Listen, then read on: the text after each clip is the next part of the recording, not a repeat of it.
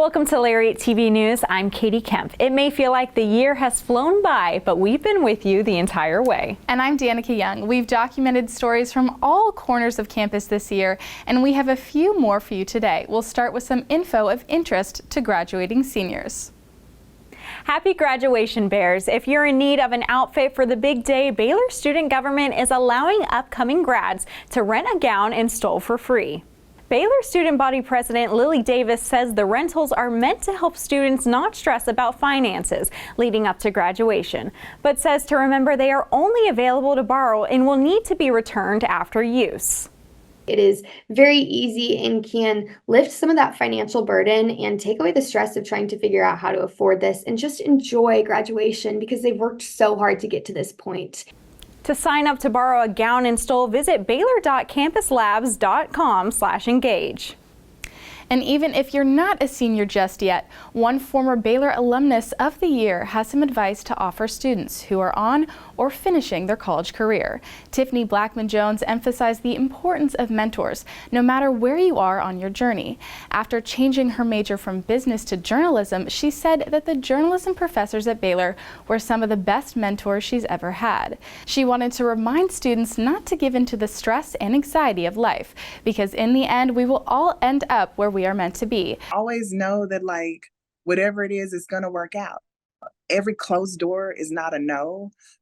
Every no is not a rejection. That sometimes those things are really redirection to the place that you're actually supposed to be. Blackman says finding a mentor is a critical step, no matter what major you are. After a visit to Austin, 2 Baylor students found inspiration to start a unique community of their own in Waco. Abby Ferguson tells you how they took an idea and ran with it. If you come out near McLean Stadium on Saturday mornings, you'll see over 50 students running. But why? After visiting a run club in Austin, Greenhouse Run Club founders David Schmidt and Brandon Mosley decided to fill that need in the Baylor community. They started Greenhouse Run Club only a few weeks ago and have had an incredible turnout. In the core of it, just inclusivity. And just create a better sense of belonging. I feel like Baylor needs more of that. There is significant meaning behind that name that represents the club's overall mission. We were just driving around Austin and David was like, oh, it's a greenhouse. And we're like, that'd be a cool name. The green being like life and energy, and the house being just like a place where people gather. The Run Club meets every Saturday morning at 9 a.m. for a 5K. And while that might sound tough, they always bring the fun with loud music and free energy drinks. The adrenaline is high and it's awesome, and we just love being out in God's creation together. It's super fun. And while it's primarily for those who love to run, the founders wanted to make a point that the club is more about fostering friendship and an inclusive environment. Even people who wouldn't be normally encouraged to run, they come here and they walk and all that, so it's nice that they include everyone at their own pace. You don't have to sign up. It's not an obligation. Everyone's here and everyone's so excited to be here. It might be the end of the year, but the founders look forward to how Greenhouse will grow in the future. For Lariat TV News, I'm Abby Ferguson. Since planning to relocate the Office of Accessibility and Learning Accommodations to the basement of Sid Richardson Building, many students have expressed concerns. Designated to provide services and resources to facilitate equal access to disabled students by moving the office to the ground level, many have concerns, like the building only having 1 elevator and no natural light to accommodate for testings. Senior Brenna Callahan is one student taking action and posted a survey to her Instagram and has over 100 responses, with all but 2 against the relocation. I think that it's really important that people keep publicizing this, keep speaking out about it, this and really any other issue that concerns them, because it does make such an impact on people. Even if it's not necessarily going to keep Ola from getting moved to the basement, it can help other people to feel confident in their disabilities and feel confident enough to step out and talk whenever something is happening in their life that they feel shouldn't be happening. The university is aiming to make the Sid Richardson Building a hub for student-related services and says it is confident the OLA office will be able to continue to meet Baylor's standard of excellence. One Baylor alumnus is popular among the Waco community for her skills in yoga, but her career actually began in the corporate world. LTVN's Jara Cottingham shows you how she stretched over to a new path. Her fellow yogis are nothing less than grateful for her pursuits and practice. She helps gently guide us through this yoga. And it's really something that, for me personally, it's something that I look forward to every week. Inhale, breathe. You're doing great. Yoga coach and Magnolia real estate agent Annie Castro graduated from Baylor in 2016 with a degree in information systems and supply chain.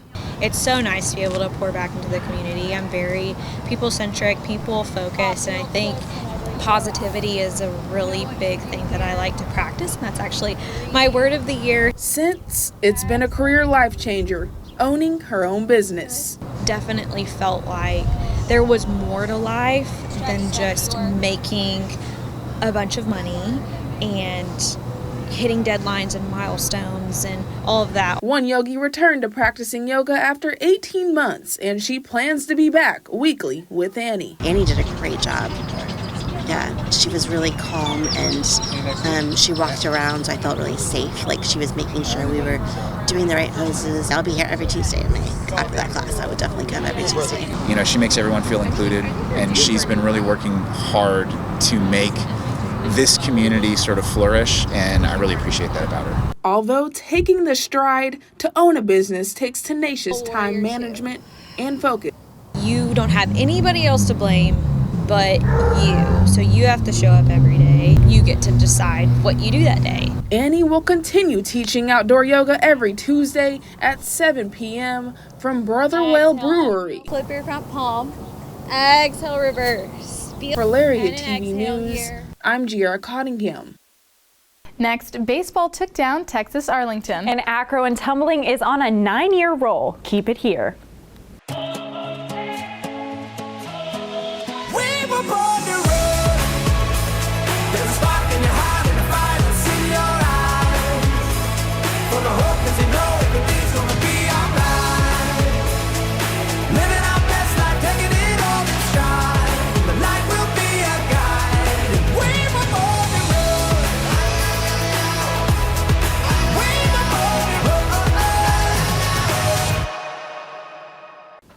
Baylor baseball took down Texas Arlington Tuesday night just in time for finals. Braden Murray was at the game. Baylor baseball won their Tuesday night matchup with UT Arlington 5-3. It's always a chance to bounce back and get the taste of the weekend out of your mouth if it's a tough weekend. And we obviously had a tough weekend. We didn't pitch well, we didn't hit well, and I give West Virginia that credit. But so today's a day that we need to come out and we need to play hard and get it done. And the whole track. Senior infielder Cole Posey was 4 for 4 with a home run and was a double away from hitting for the cycle. I think I'd be lying if I said I wasn't thinking about it a little bit, and so it's kind of one of those funny things with baseball, right? Like if someone has a no-hitter, like you don't talk about not having a no-hitter, and it's the same thing with the cycle, right? And so like I'm getting all these funny looks when I'm in the dugout after I hit the triple, and like everybody kind of knows what's going on. TCU comes to town for a 3-game series with the Bears this weekend. For Lariat TV News, I'm Braden Murray. Saturday evening, acro and tumbling took down Gannon for their 9th straight national championship, in addition to sweeping the individual awards. The Bears beat the Knights by less than 3 points, and this was the team's second time meeting them this season. The first time was the Bears' closest match of the year. The meet was highlighted by a 9.975 score in Pyramid Heat 1 and the same score in Acro Heat 3. Riley Chimwala earned Athlete of the Year, Jordan Grundler was named Specialist of the Year, and Peyton Washington, Freshman of the Year. I just feel like this team is something, like, it's so special to be a part of, and you don't really understand it until you're, like, wrapped up in it. But I think that the, like, legacy and, like, the continuous championships just proves that, like, we're doing something right. Like, and, yeah, it makes my heart happy. And it's not just national championships. Some student athletes are juggling more than just classes and athletics. They also have to find time to work at a job. One senior found a unique place to balance all three. Caitlin Sides has the story. The deceased, they have every right to tell their story, and I want to be the one to be their voice when they no longer have one. Bailey Humphrey, number 45 on the acro and tumbling team, has been balancing school while interning at Grace Gardens, a local funeral home. We were so happy to partner with her. She's a bright light, and she brought a lot of levity to us. Humphrey first got the chance to see what it was like being a medical examiner through taking the class Death and Dying. That was my first ever experience. I was so nervous, but it's gotten me here to this point. I am so grateful that class exists because it's stuff people are going to need to talk about. As a senior, Humphrey will be graduating soon and will be attending the Olympic rugby team camp and has an NIL with WWE. But she knows her passion is being a medical examiner.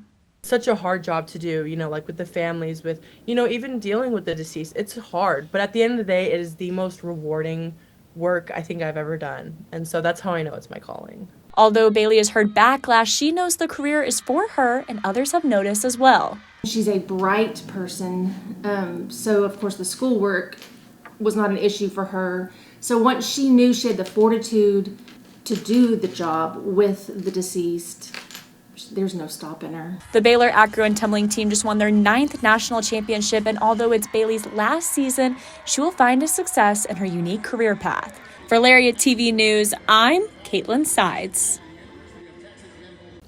And that's all for sports this week. We're keeping it short for you because up next, we have the best of what we had to offer this semester. Keep it here. Let there be light. Let there be roommates and teammates and strangers who become family. Let there be marching and cheering. Let there be challenging courses and time to share. Scholarship and championships. Let there be groundbreaking and soul-searching. Let there be laughter. Let there be joy. Let there be light. For my favorite story of this semester, I covered a 200-year-old tradition that came to Baylor for the first time in history. Collegiate Day of Prayer was a moving, beautiful showcase of community, and I was honored to report on it. Do you hear that? It's the sound of revival. Thursday night, Baylor was the originating site for Collegiate Day of Prayer, a 200-year-old tradition dating back to the Second Great Awakening. Students, staff, Waco residents, and local church leadership gathered in Waco Hall to pray over college students' spirituality and worship in community. 4,200 colleges and universities across the nation tuned into the broadcast. I'm excited to see a lot of college students all worship God in one room. Just see how people react to that. The university and local churches have been planning for over 10 months in preparation for the event. Students said they gained anticipation for how the Lord would move through Baylor even after the night was over. We've been hearing about this event for quite some time now. We're just really excited to get to see how it kind of ripples out from our campus across the whole nation and the whole world. Last year, the Collegiate Day of Prayer led to the Asbury Revival. 16 days following the Collegiate Day of Prayer, students at Asbury University continuously prayed and worshiped. Highland Baptist Church lead pastor John Durham told the Waco Hall crowd he hopes revival can touch Baylor and Waco as well.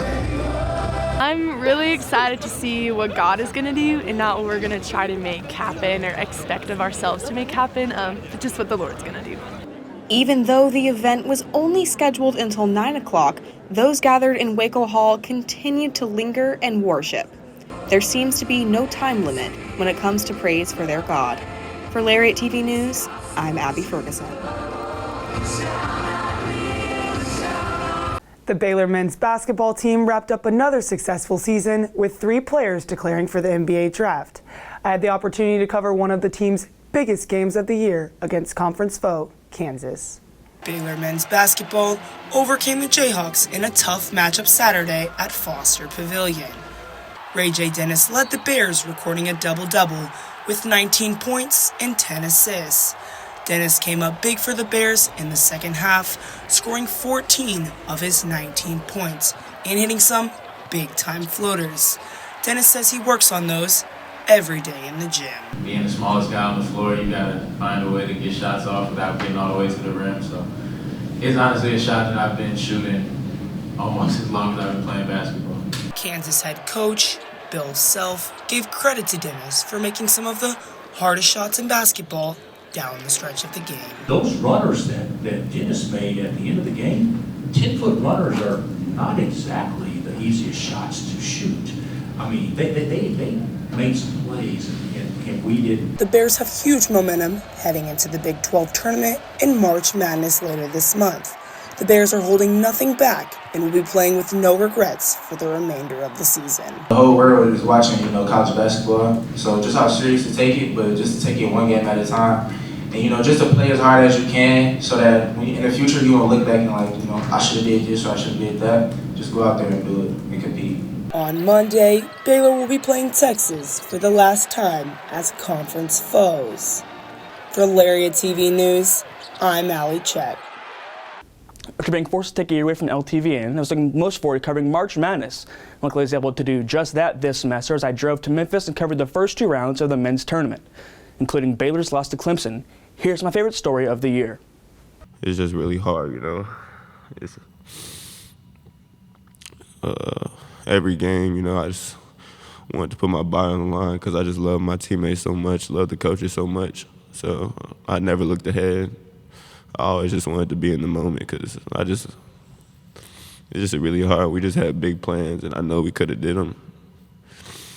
Despite being down 15 with just under 6 minutes left, 3-seed Baylor men's basketball found themselves down just 2 to 6-seed Clemson with 36 seconds left. Freshman guard Jacoby Walter had an opportunity to tie the game with 2 shots from the free throw line. He would miss both, securing the win for the Tigers 72-64.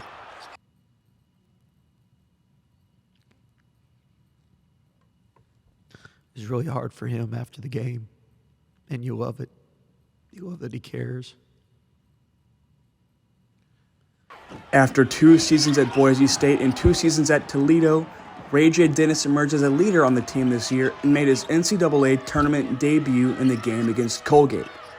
In his second career tournament game, Ray J. posted a game-leading 27 points while going 9 for 21 from the field. I mean, everybody always has expectations and the way they want something to end. But I couldn't ask for my 5th year to go any better and play for a better coach and have better teammates. I mean, I got brothers for the rest of my life. So I'm super excited that I came to Baylor, and I wouldn't change it for anything. This loss marks the 3rd straight season Baylor has not advanced past the first weekend. It's hard because, when you coach 30-plus years, there's certain teams that are just more special than others because of the bonds you have. And they were all raised right. They were all such a fun-loving group, respected one another. It all starts with the upperclassmen leadership, which was phenomenal all year. Coach Drew said he and his staff will be meeting with freshmen Jacoby Walter and Eve Macy to see what their future holds. And with the win, Clemson will be playing Arizona in Los Angeles on Thursday. For Lariat TV News from FedEx Forum, I'm Braden Murray. I don't enter the sports world often, but this year I got the chance to go out to the ballpark for a special event, which turned into my favorite story of the year. Everyone had a great time at bat, and I had a great time behind the camera. Here's batting practice with Coach T. Have you ever had the chance to bat with a Big 12 baseball coach? Baylor students had the opportunity Wednesday to do so. Pitched in high school, I'm like, let's see if I still got it, see what's in the tank. There's not much in the tank, unfortunately, but we had some fun. Other students had better luck. Hit a home run, I won the ball and the jersey, so I'm on a high right now. Freshman George Wynn hopes that his big hit could potentially impact his future. I feel like I was a part of the team for a bit with that celebration. Hopefully I can maybe get a walk chance. But batting wasn't all they got out of the experience. You meet the coach, you meet the players, you get a taste for the stadium, first time on the field. It helps you connect with the team, the Baylor atmosphere. The practice encouraged students to get more involved in Baylor athletics. When I got here, I was like, I want to come to a baseball game just because it seems fun. I think it's a good opportunity, aside to watch from the game, I think to meet the coaches and the teammates. All students, no matter skill level or experience, were welcomed by the Baylor baseball team and coaches. For Lariat TV News from the Baylor Ballpark, I'm Claire Goodyear. Some of my favorite memories from my freshman year have come from being up close and personal covering all the athletic action. This year I found a new love for women's basketball. Here's their game versus Texas. 13-ranked Baylor women's basketball fell to number 12 Texas 67-55 Thursday night in what was potentially the last meeting between the two teams as the Longhorns will be moving to the SEC next season. It would be nice to continue the rivalry I guess we got with Texas, but it was bittersweet I guess, sending them off. Hopefully we play them in the tournament though, so you never know what happens, but It was a good battle. The first 3 quarters of the game were a back-and-forth matchup between the teams with a 38-38 tie with less than 4 minutes to play in the third. Listen, I will take accountability. I mean, I'm battling with them, me and Dre. I just think we got to be better. Me and Dre are definitely going to watch some film and be better in the area. The fourth quarter is when the Longhorns were able to pull ahead and solidify their lead. They were able to force 19 turnovers in total by the Bears. It was too many turnovers again, which obviously, we have to be better. We've got to play under people. Coach Schaefer said he was proud of the way his team played, especially since losing star player Rory Harmon. Couldn't be more proud of our kids.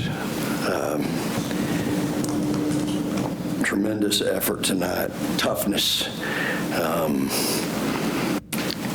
What they're having to deal with and go through right now as a team, a lot of adversity, and they just continue to show up and compete. Baylor still has a tough Big 12 schedule, and Coach Collin has one goal in mind. Win. We have to play better. I think it's we had really, really good defensive moments tonight, I thought. For Lariat TV News, I'm Claire Marie Scott. This year, as I discovered how to deal with work-life balance in college, and as my semester came to a close, I got to learn about one student's resilience through adversity. Her story inspired me to tackle my future with determination. In 2021, after graduating from high school at the age of 14, Mila Radicic was involved in nursing school with dreams of becoming the youngest in her field. The COVID-19 vaccine was required to remain in the program. Actually, they did not allow any medical or religious exemptions. There wasn't enough time with the clinical trials. I knew it was very new, so I was uncomfortable with it, but I did get it because I was forced to. Not wanting to get expelled, she felt she had no choice. The parents and their doctors will have the best understanding of potential allergic reactions for the child. Shortly after taking the vaccine, she developed a variety of severe symptoms that led to a condition and a disease. Radicic had plans to graduate from Baylor this year with her degree in neuroscience and biochemistry, but she had to withdraw midterm after seizures sent her to the ER for the 3rd time. She's had to halt her college plans abruptly. Come on, you got it. Come on, tell that left leg. Tell that left leg. Come on, tell that left leg. Yeah. All right, come on. Mila says doctors told her then again that her medical issues were terminal, but there's no timeline. I'm determined to get through it. And I've heard from a lot of doctors actually that this is going to be terminal, that this is going to be the thing that kills me and it's going to kill me soon. And that's been also something that I've wrestled with. And it's very difficult hearing that multiple times over, especially recently, right before I left. Actually, the week before my midterms, I heard that. After her case was recognized, Radicic was asked to get involved in a cause for vaccine-caused illnesses, and since then, she's been an advocate in the realm of politics. She's also done multiple interviews about her experience with COVID-19, advocating medical transparency, especially when it comes to giving inoculations and untested and experimental vaccines to patients without disclosing the possibilities of a reaction, all while trying to stay positive. The moments that I feel well, if I put all of my hard work and determination and do everything I can in those moments, it'll eventually add up. Radicic aims to finish her degree in neuroscience and biochemistry here at Baylor in December of 2025. When you have nothing else to hold on to, you can reach to God or you can give up. So I chose the first one. For Lariat TV News, I'm Macy Krause. We aren't quite done yet. More Best of Show when we come back. Sing is one of Baylor's biggest traditions and also my favorite event of the year. This semester I got the chance to cover the controversy leading up to showtime. Here's my favorite story of the year. Sing season is here and lots of controversy came with it due to one organization on campus leaking the themes of each act. The whole point of Sing is that it's a secret. And when it's not kept a secret, I mean, everyone wants to know what it is because it's super fun, it's super exciting. Earlier this week, the Nose Brothers organization leaked all of the Sing titles 2 days before the shows. This caused lots of talk around campus, especially since the themes are kept secret all year. We want to keep it a surprise for the crowd, and then, when it gets leaked like that by that organization, it's just kind of a slap in the face to everybody because everybody's worked so hard to try to keep it a secret, and then they just boom. It's just disappointing. Many different Sing cheers had different opinions on how they took this news, especially since everything has been set in stone since mid-October. It wasn't something that's funny like they normally do. It was so hurtful. I wasn't really that upset about it because, again, I kind of already knew a lot of them, and I feel like a lot of people got upset, but at the same time, those people have also been the ones sharing their themes. It's just your act title when there's your vocalist and what songs they're singing, your backdrop, your props, your plot. Like, your plot is probably the biggest driver, and that's, something that hasn't been told yet. As shows start this weekend, many will wonder, will Sing lose its secrecy factor due to oversharing about themes, or will this just be another bump in the road? For Lariat TV News, I'm Caitlin Sides. I had never seen a total eclipse, and it led to a strong curiosity on how my favorite places from the last 4 years were preparing for a once-in-a-lifetime 4 minutes. Here's my favorite story leading up to one of Waco's most historic days, April 8th, 2024. Yes, I'm here with Freight General Manager Amber Davis, and establishments like this one are awaiting thousands of people to show up, watch the eclipse, and potentially exceed their capacity. Now, Amber, what are you doing as a general manager to make sure that the establishment stays sane? Overstaffing on Monday to make sure that I have plenty of staff members here to handle the crowd and IDing everybody, making sure that nobody's being overserved, making sure everybody's being taken care of as if they're the only one here. Monday, April 8th, Waco will be one of the best cities to view the total eclipse, and Freight Bar is not the only hot spot getting ready for it. Getting tons of people to work in the kitchen and also extra servers just to kind of help control the crowd. Shorty's Pizza will also overstaff on Monday, and they have a plan. We're actually going to have some officers and security guards out here to help control the crowd because obviously it's a really small restaurant, and so we can't have, thousands of people just in here for the actual event. And for those who want to view the moon's passing over the sun while enjoying a slice, pass out 50 solar eclipse glasses for people who are actually here who want to be here and watch the event. On the other hand, Echo and Waco's reservations are filling fast. We are seeing a lot more for Monday. We will be fully staffed to provide the best service. With the all-university holiday Dia del Oso also falling on Monday, Gonzalez reminds Baylor, all Baylor students get 10% off here at Echo. And so does the staff. You just gotta show your Baylor ID. So just another cool thing for Baylor Dia so we can go more crazy. The eclipse being just days away, the managers are awaiting the dark outdoors display. I mean, it'll be a vibe. I'll be here to manage that vibe. Excited to see everybody come out. Oh, I want to go on the roof and probably watch it. I'm really excited. It's going to be a lot of fun. Reporting from Waco's hotspots for Lariat TV News, I'm Giera Cottingham. This semester, I had the honor of interviewing the woman behind the bells that ring throughout campus. This story is my favorite because I was able to see behind the scenes of one of Baylor's greatest and traditional hidden treasures.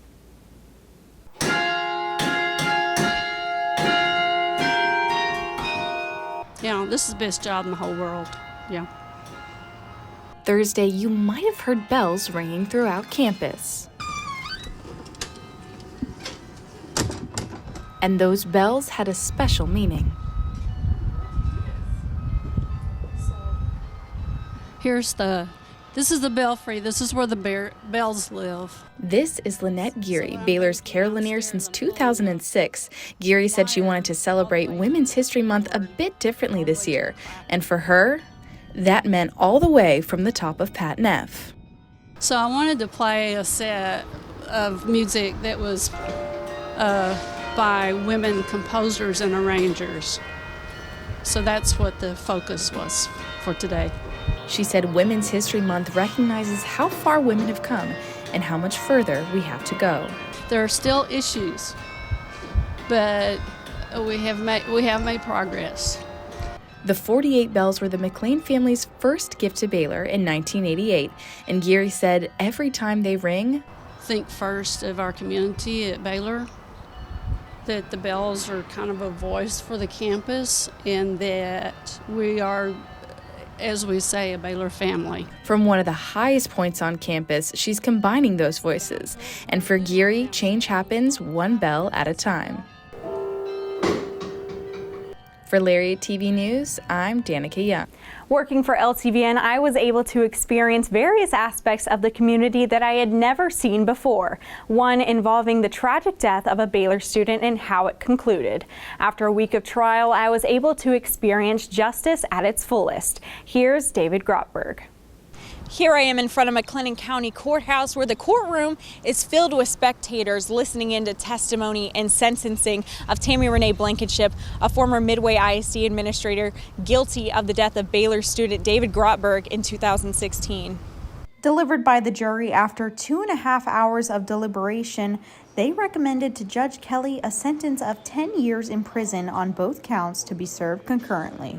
Before sentencing, the defense and prosecution invited witnesses to testify during the punishment phase before the sentencing of Blankenship. Most of the witnesses for the prosecution were family of David Grotberg, speaking of when and how they found out about David's death, as well as his character. Clark Grotberg, David's father, testified that, quote, "There have been 3 absolutely horrific things I've heard in my life. Number 1, your son is deceased. Number 2, the scream that my wife let out when she found out about her son. And number 3, I thought I killed a homeless person," referencing Blankenship's initial interview claiming that it was not David that she hit, but possibly a homeless person. Blankenship has the opportunity to file an appeal following the sentence. For Lariat TV News, I'm Katie Kempf. For Best of Show this semester, I'm doing something a little bit different. I've been with the Lariat for 4 years, and looking back over my stay here, there was one story that stood out above all the rest. Here's my favorite story, watching the city of Waco finally, officially, remember the Waco horror. It's more than just a sign. That historical marker is going to stand as an artifact of that history, and that particular history is not going to be erased. A marker that has officially been 7 years in the making. I actually came here to the community about 7 years ago, and it was the first time I had heard about this, and it has bothered me since I got here. Now, the wait is over. 107 years ago, 15,000 gathered as 17-year-old Jesse Washington, a black teenager accused of murder, was brutally lynched. The contrast couldn't be more different as Sunday, in almost the exact same spot, hundreds gathered for another reason. He was lynched, but he became a legend today. The unveiling of an official Texas historical marker cementing remembrance of the Waco horror. The plaque contextualizes lynchings in Texas, describes the horror itself, and explains the aftermath, the beginning steps towards civil rights. We finally confronted that unpleasant history, and we decided to confront it head on. And if there was one message that captured the theme of the day, it was this. Truly moving forward means fully understanding and acknowledging the past. To ignore the past is to erase ourselves, and we do not intend to participate in that. And that Waco theme includes Baylor. Our futures are intertwined, our histories, the good parts and the dark parts of them are intertwined. We've got to all look honestly at our history and understand it so we can learn from it and do better going forward. And to learn for yourself, head to 300 Austin Avenue and find the marker just outside City Hall. For Lariat TV News, I'm George Schroeder. And that's all this year for Lariat TV News. We hope you've enjoyed watching the news as much as we've loved bringing it to you. And don't worry, we'll be right back here again in the fall, bringing you the news you need to know around campus and Waco. So from our team here at Lariat TV News to you, after 4 years, for one final time, as always, have a great week and sic 'em Bears.